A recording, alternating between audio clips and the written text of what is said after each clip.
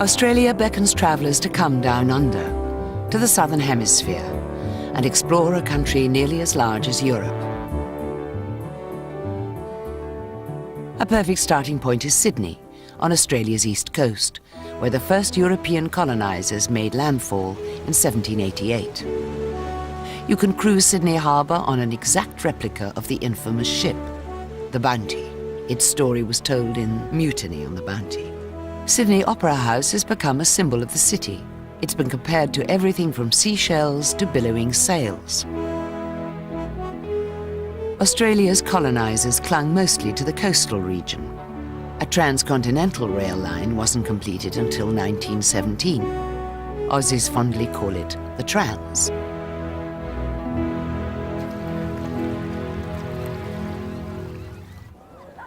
Sydney is a cosmopolitan city. Its inhabitants are from a broad mix of backgrounds. During good weather, the street life is especially lively.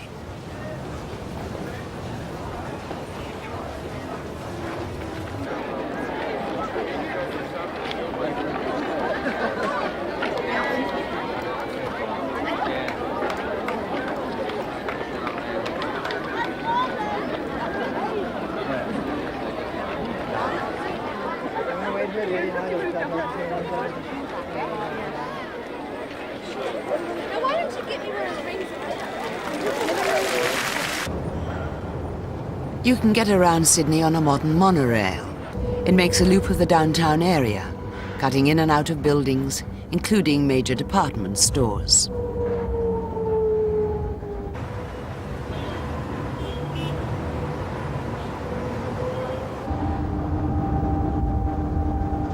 A train comes along every 6 minutes. Could shopping get any easier? But if you want to do something even more relaxing, Australia's coastline is practically one long beach. Bondi Beach is right in Sydney. In Australia, you can go surfing in a city.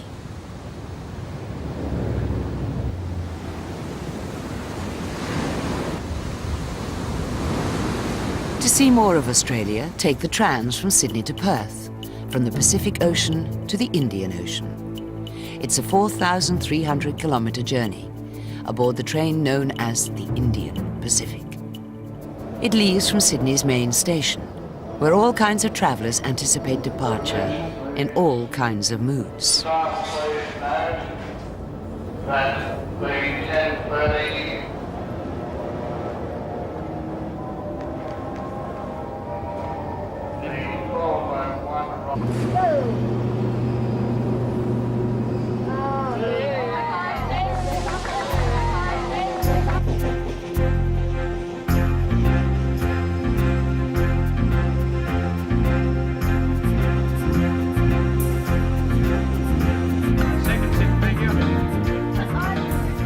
A game of charades is already underway. Passengers lose no time getting to know each other. It's going to be a long trip, 3 days.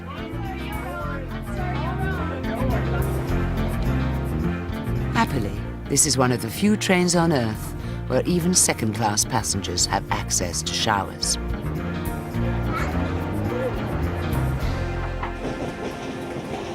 Not far from Sydney, the Blue Mountains. Once trains went no further than this. The mountains get their unusual tinge from a fine mist in the air, droplets of oil released by the eucalyptus trees. And where there are eucalyptus trees, there are koalas. This is the animal that inspired the teddy bear. But it isn't a bear at all. It's a marsupial. A young koala grows in its mother's pouch. A koala can eat more than 1 kilo of eucalyptus leaves in a day. You're most likely to see another famous Australian marsupial around sunset. That's when kangaroos come out to feed.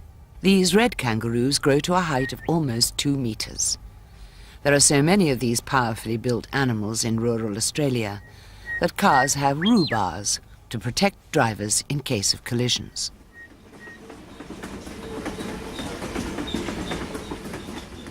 Having a meal adds to the pleasure of any train trip. On a 3-day journey like this one, each meal becomes even more of an event. Even if some passengers don't enjoy every bite.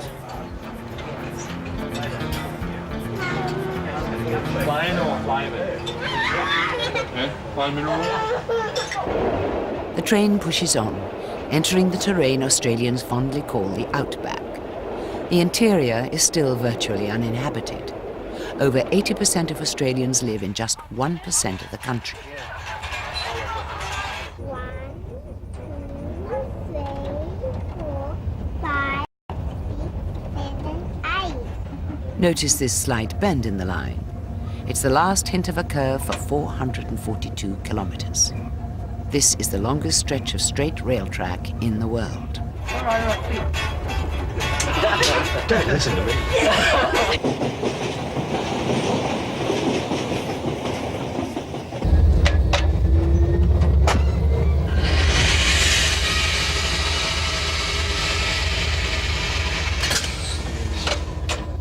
A stop in the tiny desert town of Cook.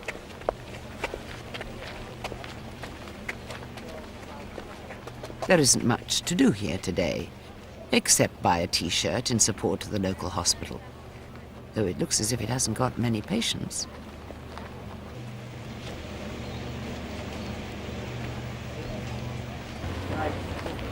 Getting off the train for even a little while comes as a relief. Here, I'll have.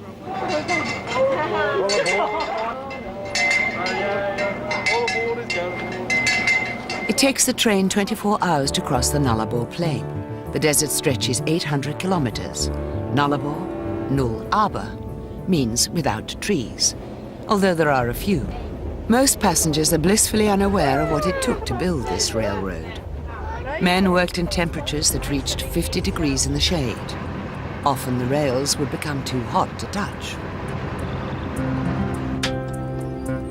Now passengers travel in an air-conditioned, self-contained miniature city on wheels. Out here, where railroad workers sometimes buried themselves in the sand to avoid the blazing sun.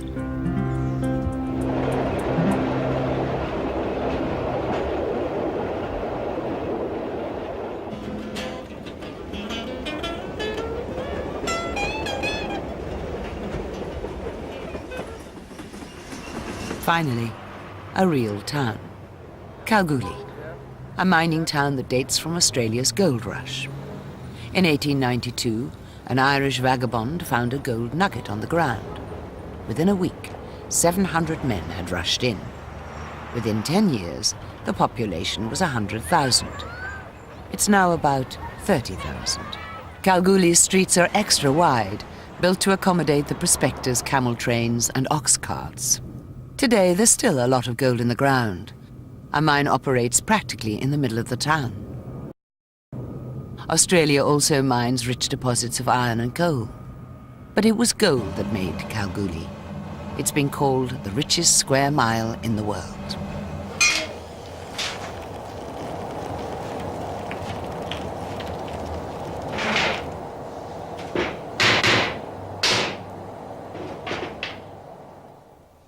The flow of minerals hasn't always been so steady. In the early days of prospecting in the outback, it was boom or bust. Towns came and went, sometimes virtually overnight.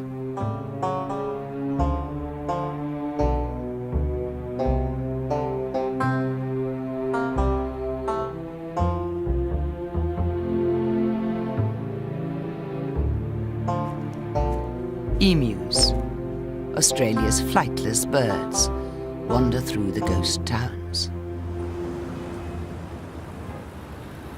These days, Kalgoorlie's miners often work 12-hour shifts, and they are known to drink a beer or two. The town is known for its rather unusual bars, where the waitresses are known as skimpies.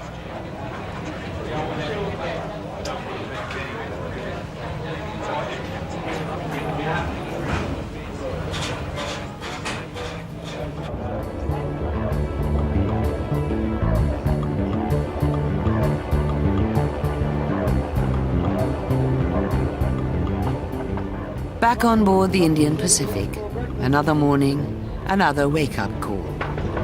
Good morning.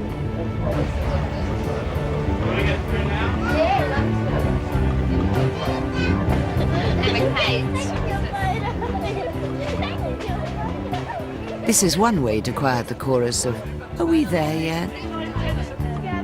More charades, anything to pass the time. Down in the flat. Down in the yeah. Down in the back.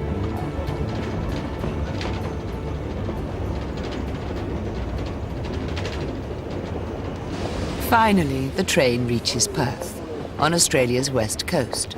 Perth and its port of Fremantle are thriving as minerals are exported out from the west.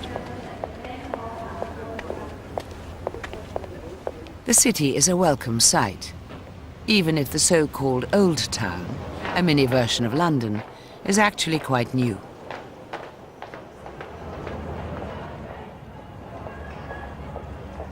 This is a relatively young city, filled with modern buildings and modern art.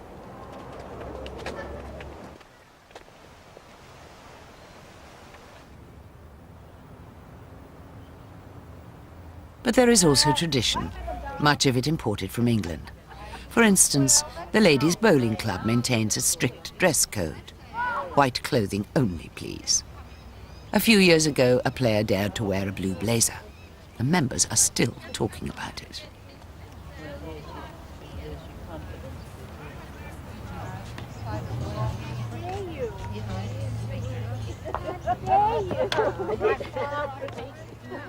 Perth has pubs to rival the best in England. They originally served thirsty sailors who had survived the long voyage around Africa and across the Indian Ocean. Perth must have been a welcome sight indeed.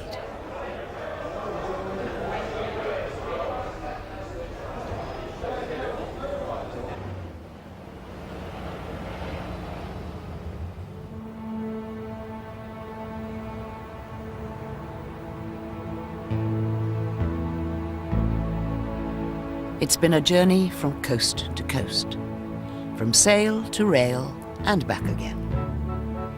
Trains crisscross every major continent.